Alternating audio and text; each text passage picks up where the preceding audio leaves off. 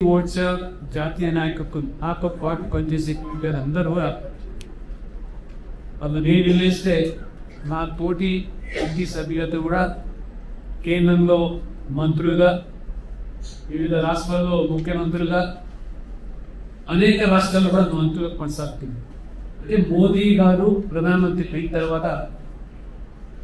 OBC నాయకులకు party పరంగా గుర్తింపే కాకుండా ప్రభుత్వంగా కూడా భావస్వామ్యం చేస్తూ ప్రత్యేకమైనటువంటి వారు మరి ఈ యొక్క గౌరవాన్ని కల్పిస్తున్నటువంటి పరిస్థితిలో గత 4 రోజులుగా నేను కశ్యప్ గారు ఉత్తరప్రదేశ్లో లక్నోలో గజియాబాద్లో ఇంకా అనేక ప్రాంతాల్లో ప్రధానమంత్రి నరేంద్ర మోడీ గారు తీసుకున్నటువంటి ఈ యొక్క జనగణనలో కులగణన అంశాన్ని ప్రజలకు చైతన్యపరుస్తూ ఇన్నటి వరకు కూడా గజియాబాద్లో కూడా పెద్ద ఎత్తున భారీ సభ జరిగింది. ఈ యొక్క కొనసాగింపులో మహారాష్ట్రంలో కూడా అనేక సంస్థలు బీసీ వాదం తోకేటువంటి వ్యక్తులు కూడా ముందుకు రావడం చాలా శుభపరిణామంగా భావిస్తూ ఇది ఇంకా దీని అమలు పకడ్బందీగా జరిగేదానికి శాస్త్రీయ పద్ధతులు ప్రభుత్వం చేపట్టేదానికి అన్ని సంఘాలు చేయించడానికి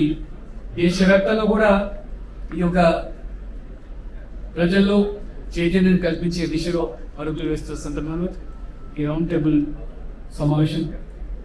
మన రాజ్యసభ సభ్యులు కృష్ణయ్య గారు వారు జీవితం అంతా కూడా బీసీల హక్కుల కోసం అధికారుల కోసం వారు పోరాటం చేస్తూ వారు మేము కూడా ప్రధానమంత్రి గారి అనేక సందర్భాలు కలిసినప్పుడు వారు చాలా స్పష్టంగా ప్రధానమంత్రి మోదీ గారు కృష్ణయ్య గారితో కూడా వ్యక్తం చేసింది. బలమైనటువంటి వాదన ఉద్యమం ప్రజల నుంచి వస్తే కానీ మేము ప్రభుత్వ పరంగా నిర్ణయాలు చేయలేదు. మనసులో చేయాలని తలం ఉన్నప్పటికీ కూడా ప్రజాస్వామ్యంలో ప్రజలు ఆ అభిప్రాయాలు వ్యక్తం చేసే దిశలో ముందుకొస్తే కానీ అది అంత సాధ్యం కాదని ఆ పనుల్లో కృష్ణయ్య గారు కూడా చేసి పెట్టి సేవలు